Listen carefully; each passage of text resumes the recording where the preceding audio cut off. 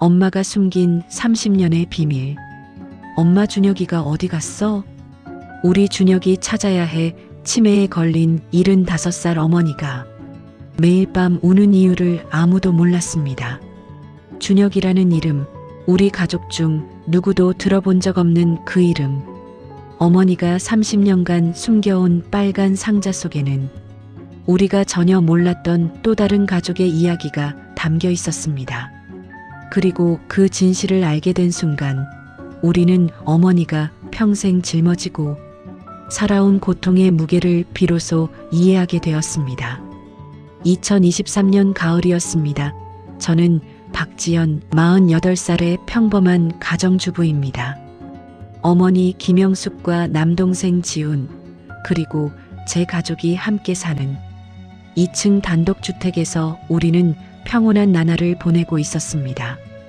엄마, 오늘 병원 가는 날이에요. 병원? 나 안 아픈데 왜 가?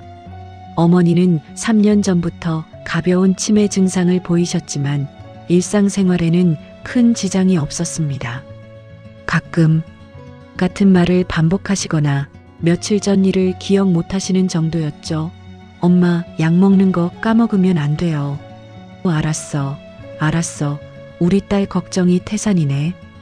어머니는 웃으시며 제 손을 꼭 잡으셨습니다. 저희 어머니는 제가 10살 때 아버지를 여의고 홀로 저와 동생을 키우셨습니다.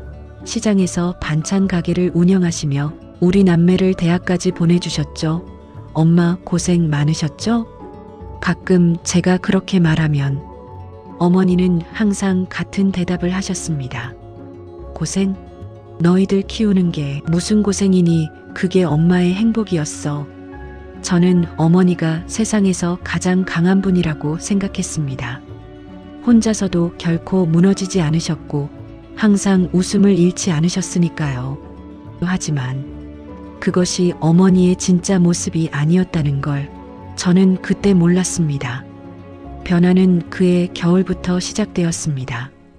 어머니의 치매 증상이 급격히 악화되기 시작한 것입니다. 엄마, 저 지연이에요. 지연이? 지연이가 누구야? 저를 알아보지 못하시는 날들이 점점 많아졌습니다. 하지만 더 이상한 것은 어머니가 계속 찾으시는 준혁이라는 이름이었습니다. 준혁아, 엄마 여기 있어. 어디 갔니? 밤마다 어머니는 집안을 헤매시며 준혁이를 찾으셨습니다. 엄마, 준혁이가 누구예요? 준혁이, 우리 준혁이 찾아야 해. 어머니는 눈물을 흘리시며 제 손을 잡으셨습니다. 동생 지훈과 저는 고개를 갸우뚱했습니다. 누나, 우리 친척 중에 준혁이라는 사람 있어? 없는데. 엄마가 착각하시는 건가? 우리는 어머니가 치매 때문에 헛것을 보시는 거라고 생각했습니다. 하지만 어머니의 반응은 너무나 절박했습니다. 준혁이 미안해. 엄마가 미안해. 어머니는 매일 밤 우셨고 준혁이를 찾으셨습니다. 그러던 어느 날 밤이었습니다. 빨간 상자를 찾아야 해. 어머니가 갑자기 다락방으로 올라가려고 하셨습니다. 엄마, 위험해요. 제가 찾아드릴게요. 빨간 상자, 거기에 준혁이가 있어. 저는 어머니를 진정시키고 다락방으로 올라갔습니다. 먼지가 쌓인 다락방 구석, 낡은 이불 더미 속에서 빨간색 나무 상자를 발견했습니다. 자물쇠로 잠겨 있었지만 오래되어 녹이 슬어 쉽게 열렸습니다. 그리고 그 안에서 발견한 것들에 저는 숨이 멎는 듯 했습니다. 낡은 상자 안에는 오래된 사진들이 가득했습니다. 젊은 시절 어머니의 사진, 하지만 어머니 옆에 있는 남자는 우리 아버지가 아니었습니다. 그리고 어머니 품에 안긴 아기 사진 뒷면에는 이렇게 적혀 있었습니다. 준혁이 돌잔치 1988년 3월 15일. 저는 손이 떨렸습니다. 1988년이면 제가 태어나기 7년 전이었습니다. 이게 무슨... 상자 안에는 출생증명서도 있었습니다. 이준혁 1987년 3월 15일생. 모 김영숙 어머니의 이름이 또렷했습니다. 누나, 이게 뭐야? 동생 지훈이 제 어깨 너머로 사진을 보며 놀랐습니다. 엄마가 우리 모르는 아들이 있었던 거야? 우리는 상자 안의 물건들을 하나씩 꺼냈습니다. 아기 옷, 작은 신발, 장난감, 자동차, 그리고 편지 한 통. 봉투에는 영숙에게라고 적혀 있었습니다. 저는 떨리는 손으로 편지를 펼쳤습니다. 영숙아, 미안하다. 정말 미안하다. 내가 너무 비겁한 인간이라는 거 안다. 하지만 나는 준혁이를 키울 자신이 없어. 회사가 부도났고 빚쟁이들이 매일 찾아와. 이런 아빠 밑에서 준혁이가 행복할 수 없을 거야. 너라도 준혁이를 잘 키워줘. 나는 멀리 떠날 거야. 다시는 연락하지 않을게. 준혁이한테 미안하다고 전해줘. 편지를 읽는 동안 눈물이 멈추지 않았습니다. 어머니가 이런 일을 겪으셨다니. 누나, 그럼 준혁이는 지금 어디 있는 거야? 지훈의 질문에 저는 대답할 수 없었습니다. 우리는 계속 상자를 뒤졌습니다. 그리고 맨 아래에서 또 다른 서류를 발견했습니다. 입양동에서 1990년 12월 24일 김영숙은 아들 이준혁 3세를 공공임양기관에 보낼 것을 동의합니다. 입양을 보내셨어. 저는 그 자리에 주저앉았습니다. 이제야 이해가 되었습니다. 왜 어머니가 저를 낳고 키우실 때 그렇게 필사적이셨는지, 왜 동생 지훈이에게 유독 더 애착을 보이셨는지. 준혁이 대신이었던 거야, 우리가. 다음 날 저는 어머니 곁에 앉았습니다. 엄마, 준혁이 이야기해 주실래요? 어머니는 멍하니 창밖을 바라보셨습니다. 준혁이, 우리 준혁이. 엄마가 준혁이를 입양 보내셨어요. 왜 그러셨어요? 어머니의 눈에서 눈물이 흘러내렸습니다. 배가 고팠어. 준혁이가 너무 배가 고파했어. 어머니의 말씀이 조금씩 이어졌습니다. 1987년 어머니는 27살이었습니다. 첫사랑과 결혼해서 준혁이를 낳았죠. 하지만 남편의 사업 실패로 모든 것이 무너졌습니다. 재혼은 떠났어. 준혁이가 돌도 안 됐을 때 어머니는 혼자 준혁이를 키웠습니다. 낮에는 식당에서 일하고 밤에는 청소 일을 했습니다. 그래도 모자랐어. 분유 살 돈도 없었어. 어머니는 때로 하루 한 끼도 못 드시면서 준혁이 분유를 샀습니다. 준혁이가 자꾸 아팠어. 영양실조래. 병원비를 낼 수 없어서 어머니는 돈을 빌렸습니다. 하지만 갚을 길이 없었죠. 어느 날 준혁이가 쓰러졌어. 3살 준혁이는 심한 영양실조로 응급실에 실려갔습니다. 의사는 말했습니다. 이 아이 제대로 못 먹고 있죠? 이러다 큰일 납니다. 어머니는 그날 밤 결심했습니다. 차라리 준혁이가 잘 먹고 잘 살 수 있는 곳으로 보내야겠다고.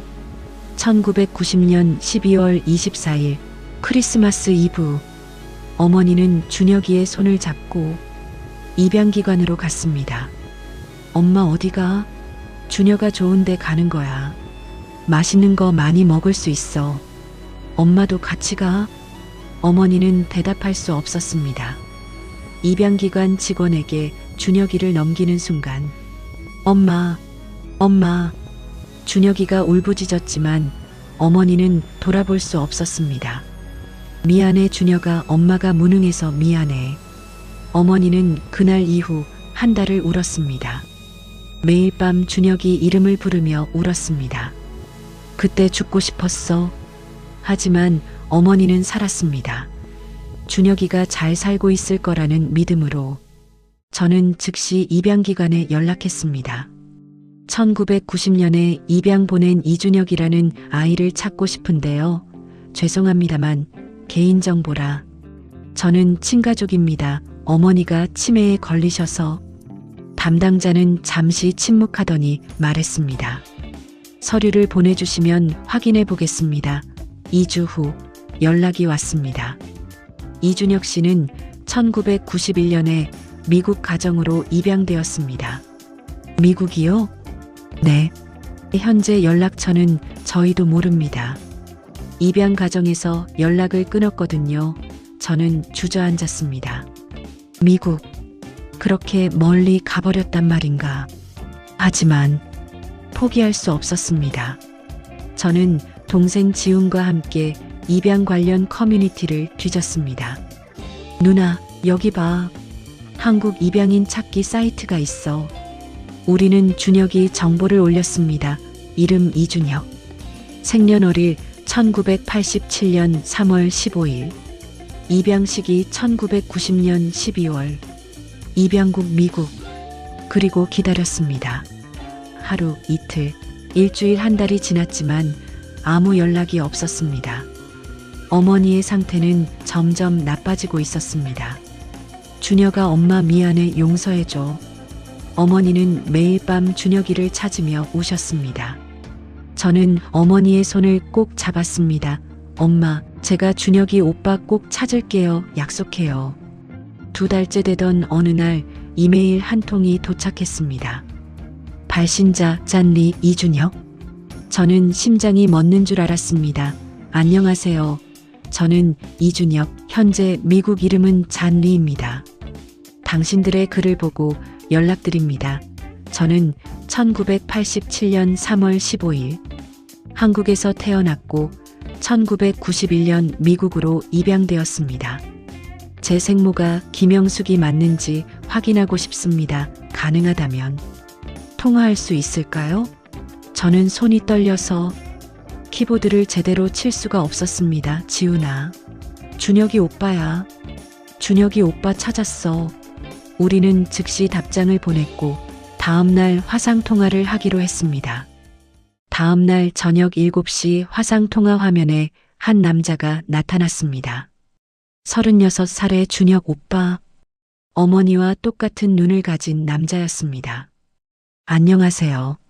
저는 박지연입니다. 그리고 이쪽은 제 남동생 지훈이고요. 안녕하세요. 준혁 오빠의 목소리는 떨리고 있었습니다. 정말 제 친어머니가 살아계신 건가요? 네, 어머니는 지금 치매에 걸리셔서. 저는 준혁 오빠에게 모든 상황을 설명했습니다. 빨간 상자의 이야기, 편지의 내용, 어머니가 매일 밤 우시는 이야기. 준혁 오빠는 한참 동안 아무 말도 하지 못했습니다. 저는 평생 어머니가 절 버렸다고 생각했어요. 준혁 오빠의 눈에서 눈물이 흘렀습니다. 양부모님은 좋은 분들이었지만 항상 궁금했어요. 왜 절 버렸는지. 오빠 어머니는 버린 게 아니에요. 저는 어머니의 이야기를 전했습니다. 혼자서 준혁 오빠를 키우려고 얼마나 애쓰셨는지 결국 배고픈 준혁 오빠를 보며 어쩔 수 없이 내린 결정이었다는 것. 어머니는 평생 오빠를 잊지 못하셨어요.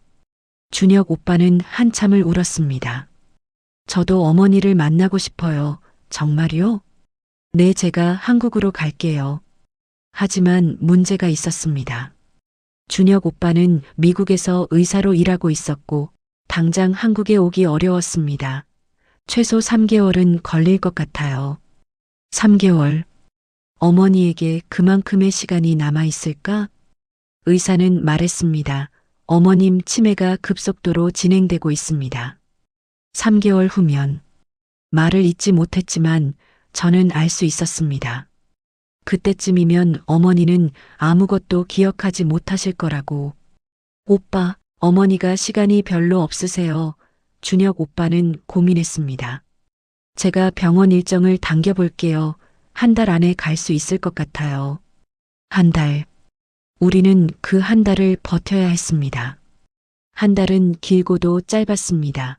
어머니의 상태는 점점 나빠졌지만 저는 매일 어머니께 말씀드렸습니다. 엄마, 준혁이 오빠 곧 와요. 조금만 기다리세요. 준혁이, 우리 준혁이가 와. 네, 엄마. 오빠가 엄마 보러 와요. 어머니는 그 말을 들으면 잠시 미소를 지으셨습니다. 드디어 그날이 왔습니다. 공항에서 준혁 오빠를 만났습니다. 실제로 보니 정말 어머니와 닮았습니다. 지연 씨, 오빠, 오셔서 감사해요. 우리는 곧장 집으로 향했습니다. 어머니는 거실 소파에 앉아 계셨습니다. 엄마, 손님 오셨어요. 준혁 오빠가 천천히 어머니께 다가갔습니다. 어머니는 준혁 오빠를 보셨습니다. 그리고 놀랍게도 눈빛이 달라졌습니다. 준혁아, 네 엄마 저예요. 준혁이에요. 어머니는 떨리는 손으로 준혁 오빠의 얼굴을 만지셨습니다. 준혁아 정말 너니? 우리 준혁이. 네, 엄마 저예요. 미안해. 엄마가 정말 미안해. 어머니는 준혁 오빠를 끌어안고 울기 시작하셨습니다. 엄마가 무능해서 너를 지켜주지 못해서. 아니에요, 엄마. 엄마 잘못 아니에요. 준혁 오빠도 울었습니다. 엄마가 저를 사랑해서 보내신 거잖아요. 준혁아 보고 싶었어. 정말 보고 싶었어. 저도요. 엄마 저도 엄마가 너무 보고 싶었어요. 그날 우리 모두는 울었습니다. 30년 만에 재회. 너무나 늦었지만 그래도 이루어진 기적이었습니다. 준혁 오빠는 한 달간 한국에 머물렀습니다. 매일 어머니 곁을 지켰습니다. 엄마, 제가 어렸을 때 기억나세요? 응, 너 돌잔치 때 너무 예뻤어. 엄마가 저한테 불러주신 자장가 기억나세요? 어머니는 잠시 생각하시더니 낮은 목소리로 노래를 부르셨습니다. 자장, 자장. 우리 아기 잘도 잔다. 준혁 오빠는 어머니의 손을 꼭 잡았습니다. 저 그 노래 기억해요, 엄마. 정말? 네. 가끔 꿈에서 들었어요. 그게 엄마 목소리였구나. 어머니와 준혁 오빠는 매일 대화를 나눴습니다. 잃어버린 30년의 시간을 채우려는 듯이 엄마, 저 의사 됐어요. 의사? 우리 준혁이가? 네. 소아과 의사예요. 아픈 아이들 치료해요. 어머니는 눈물을 흘리셨습니다. 잘했구나. 정말 잘했어. 엄마 덕분이에요. 엄마가 저를 포기하지 않으셨으니까. 저와 지훈도 준혁 오빠와 많은 이야기를 나눴습니다. 누나, 지훈아, 미안해요. 갑자기 나타나서. 무슨 말씀이세요? 오빠, 저희 진짜 가족이잖아요. 그래요.